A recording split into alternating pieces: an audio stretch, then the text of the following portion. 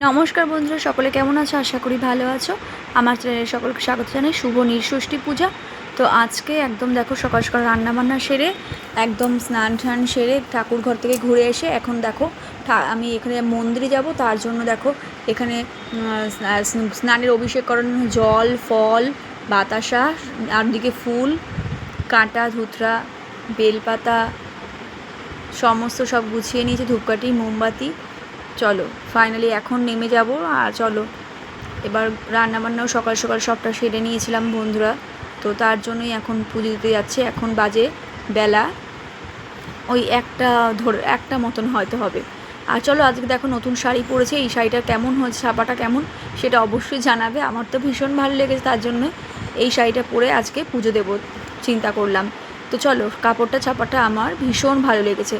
তো চলো চলে এসেছি একদম আমার বাড়ির পাশেই মন্দির, বাড়ির পাশের মন্দির একদম। দেখো এখানে দাঁড়িয়ে একটু ছবি তুলছিলাম, মেয়েকে বললাম একটু ছবি তুলে দিতে। তারপর দেখো এখানে বসে অপেক্ষা করছিলাম, আরও সবাই পুজো দিচ্ছিল তার জন্য। এখানে দেখো কত রকমের মোমবাতি, লাল, নীল, হলুদ, সবুজ, সাদা। আর দেখো সকলে পুজো দিয়ে গেছে, আমরাও দেবো এবার। আমরা একটু অপেক্ষা করছিলাম, আরও সবাই পুজো দিচ্ছিল তাই। তো চলো এখনও দেখো বেশ ভিড় মন্দিরে, আর পুরোহিতও রয়েছে। তো চলো একদম এখনও আমরা 4-5জন মিলে একসঙ্গে দিয়েছিলাম। তো দেখতেই পাচ্ছ এখানে এক এক করে পুরোহিত যেভাবে আমাদেরকে পুজোটাকে করতে বললো সেইভাবেই আমরা পুজোটা করলাম। তো চলো এখন পুষ্পাঞ্জলি দেওয়ার জন্য দেখো এখানে পুষ্প নিয়ে নিয়েছি। পুষ্পটা দিয়ে এবার পুষ্পাঞ্জলি দেব। ঠিক যেমনটা বলেছে পুরোহিত তেমনইভাবেই আমরা সবটা করলাম। প্রথমে জল অভিষেক করলাম, তারপরে মাল্যদান করলাম, তারপর পুষ্প, বেলপাতা, কাঁটা, ধুতরা সমস্ত সব দিলাম, বাতাসা দিলাম বাবার মাথায়, তারপর তো ফল ছুঁয়ে রেখে দিলাম বাবার পায়ের চরণের কাছে। আর এখানে দেখো দেখতেই পাচ্ছ এখানে বাটিটা রাখা রয়েছে, এই বাটিটার মধ্যে চরণামৃত বাবার এসে পড়ছে, তার জন্য দেখো চরণামৃতর জন্য একটা বাটি দেওয়া হয়েছে, তার মধ্যে রয়েছে। আর এদিকে আমরা সব পুষ্পাঞ্জলি দিলাম এক এক করে। তো দেখাচ্ছি সবটাই তোমাদের সঙ্গে, দেখতে থাকো বন্ধুরা। আজকের ভিডিওটিতে সবটাই দেখতে পারবে কিভাবে কি করলাম মন্দিরে এসে। তো চলো দেখতেই পাচ্ছ এখানে পুষ্পাঞ্জলি দিচ্ছিলাম এক এক করে। আরও সবাই পূজার্থীরা দাঁড়িয়ে রয়েছে, তারাও পুজো দেবেন। আর তার জন্য দেখতে পাচ্ছ আর প্রত্যেক বছরই আমি এই মন্দিরে এসেই শিবরাত্রি বলো, নীলষষ্ঠী বলো, এখানেই পূজা করে থাকি। একদম আমার বাড়ির পাশে মন্দির। তো আমাদের রান্নাঘর থেকেই মন্দির দেখা যায়, রান্নাঘরের জানলা দিয়ে। তো চলো এখানে দেখতেই পাচ্ছ প্রত্যেকটা শিব ঠাকুরের পাথরের মূর্তির মধ্যে আমি জলদান করে দিলাম, অভিষেক করে দিলাম, পুষ্প দেব, বাকি পুষ্পটুকু আর জলটুকু এখানে দিয়ে নিলাম। এবার দেখো ধূপকাঠি, মোমবাতি ধরাবো, তার জন্য দেখো এখানে আমি মোমবাতিগুলোকে 2 মেয়ের নামে 2টো মোমবাতি ধরাবো তার জন্য দেখো। আর তাও দেখো এদিকে দেখো দেখতেই পাচ্ছ বন্ধুরা ধূপকাঠি, মোমবাতি।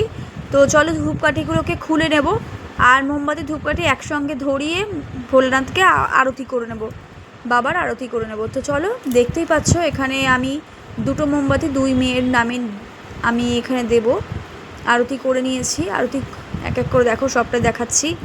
তো আরতি করছিলাম, আর করার পর ছোটো জন্য দাঁড়িয়ে ছিল পাশে। আর চলো এখানে দেখো দু জায়গায় 2টো মোমবাতি দাঁড় করিয়ে দিলাম, আর ধূপকাঠিটা একটু একটু করে এখানে কিছুটা ওখানে কিছুটা সব জায়গাটা দিলাম, যাতে সব ঠাকুরই পায় আর কি। তার জন্য 2-3টে করে এদিক ওদিক করে সব জায়গাটা মিশিয়ে দিয়েছি। আর আজকের পুজোটা কেমন লাগলো দেখো, পাশে যে পাথরের মূর্তি সেটা প্রণাম করলাম। চলো এখানে ফল দেবে তার জন্য চলে এসেছি। একটা কাঁচা আম নিয়েছিল ছোটোজন পছন্দ করে, আমি একটা শসা নিয়েছি। আর এই যে 11 টাকার দক্ষিণা, এটা পুরোহিতের হাতে তুলে দেব। তো তার জন্য দেখতেই পাচ্ছ এখানে পুরোহিতের হাতে তুলে দিচ্ছি। এখানে দেখতেই পাচ্ছ, দেখো বন্ধুরা দেখতে পাচ্ছ এখানে আরও সবাই পুজো দিচ্ছে, আর আমিও এসে পুজোটা দিয়ে নিলাম। তো একটু বেলা করেই বেশ রান্না বান্না সেরে ঘরের কাজ করেই তারপরেই এসছি। তো চলো এখানে দেখতে পাচ্ছ ফল নিয়েছিল ছোটোজন, আম, আমি একটা শসা নিয়েছিলাম। তো চলো এবার চরণামৃত নেব বাবার মন্দিরের থেকে। এপাশে চলে এলাম, গেটের এপাশে এসে এবার চরণামৃত নেব। পুরোহিত বলে দিয়েছিল যে প্রত্যেকে এখানে চরণামৃত নেওয়ার জন্য প্রত্যেককে। তো চলো চরণামৃত ভালোভাবে উঠছিল না, একটু বেশি করে নিয়েছিলাম, কারণ কি বলো তো বন্ধুরা, আমার বড় মেয়ে চরণামৃত খেতে ভীষণ পছন্দ করে, তো তার জন্যই দেখো একটু নিয়ে নিলাম। চলো এবার দেখো রোদের মধ্যে দেখালাম, আর চলো এবার বাড়ি যাব। তো চল রাস্তা দিয়ে এবার বাড়ি যাব, একদমই বাড়ির পাশে, তো ওই জন্যই দেখতেই পাচ্ছ। এইখানে দেখো আমি এবার সিঁড়ি দিয়ে ওপরে উঠছি, আর এদিকে তো চলো সন্ধ্যাবেলা দৃশ্যটা দেখো, কত সুন্দর লাইট লাগিয়েছে, গোটা মন্দিরটা কত সুন্দর লাগছে। আর এখানে দেখো বাবা নীলষষ্ঠীর পুজো হবে, তার জন্য এখানে মন্দিরে ফল টল বানানো হয়েছে, এখানে পুজো হবে।